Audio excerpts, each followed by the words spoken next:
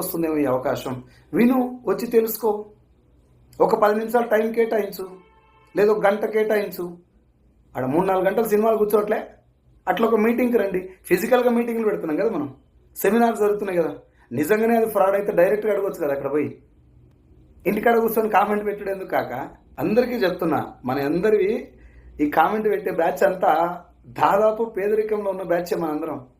కరెక్ట్గా చెప్పాలంటే మనందరికీ ఏం తెలియదు. తెలంగాణకు సీఎం ఎవరుంటే బాగుంటుంది, ఆంధ్రాలో ఎవరు పరిపాలిస్తే బాగుంటుంది, ప్రధానమంత్రి అయితే ఎవరైతే బాగుంటుంది అని చెప్పేసి కూడా మనం మాట్లాడతాం. మన ఇంట్లో కరెంట్ బిల్ కూడా చక్కగా గట్టికి రాదు మనకు నెలకి.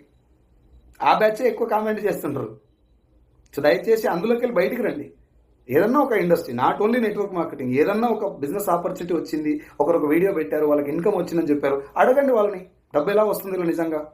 మీరు ఏదో లక్షల కార్లు అని చెప్తున్నాడు, వాస్తవంగానే వస్తుందా? ఇది బ్యాంక్ స్టేట్మెంట్ అడగండి. మీ మొబైల్ నెంబర్ పెట్టి కాల్ చేయండి, మేము కూడా దీని ముందు తెలుసుకుంటాం.